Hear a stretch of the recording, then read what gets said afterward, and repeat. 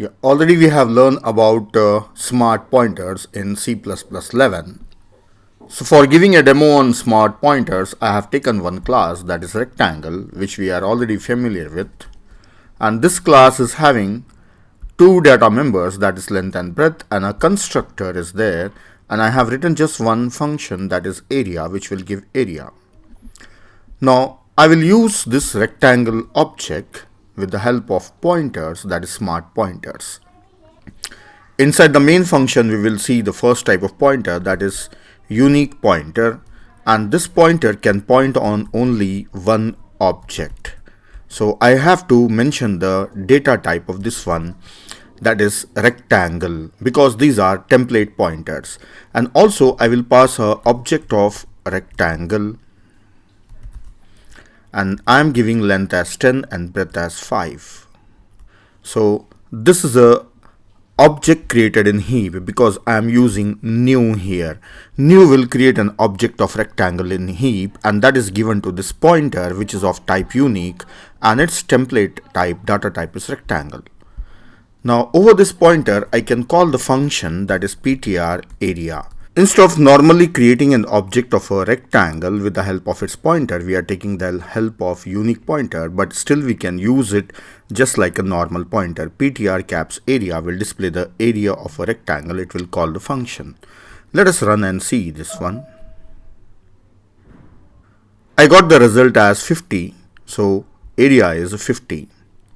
Now I will create one more pointer, that is same unique pointer of type rectangle, and I will name it as unique ptr2. Then to this I will try to assign ptr. Let us see, is it allowed or not. See, call is implicitly deleted copy constructor.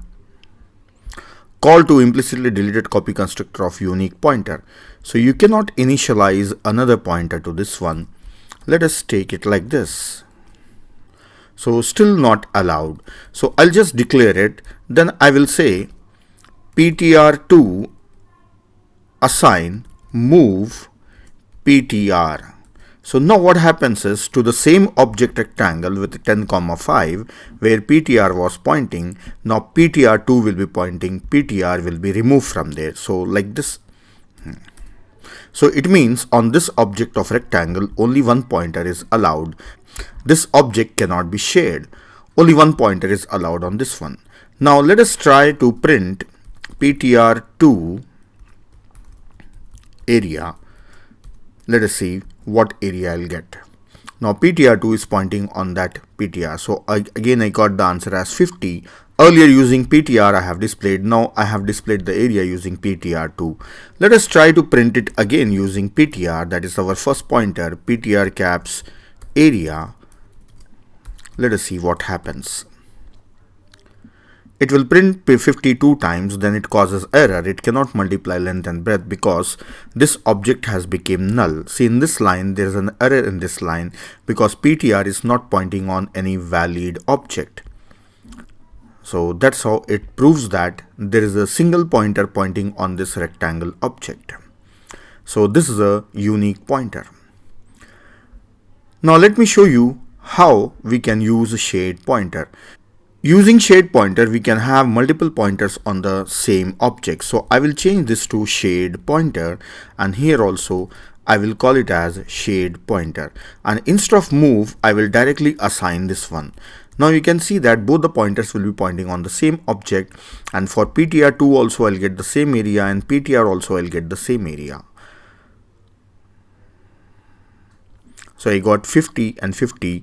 So both are displaying the same area because both are pointing on the same object. Here I will write some message that this is coming from ptr2 and this is coming from ptr, so that in the output we can clearly see who is giving this result. Let us run now. See, ptr2 is also giving same area 50 and ptr is also giving same area 50.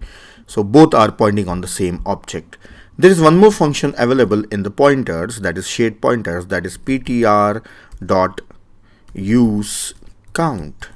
So this will give the number of objects pointing on this one. Let us run. See, the result is 2. So it means 2 pointers are pointing on the same rectangle object. So this will give us a reference counter.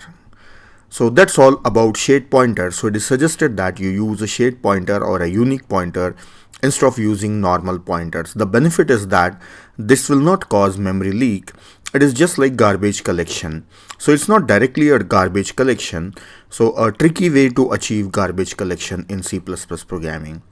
See, Java is a managed language which runs inside JVM, whereas C++ is unmanaged. It runs independently. So it has a smart classes which are acting as pointers and which manage garbage collection by themselves. So it's better to use shade or unique pointers in the projects.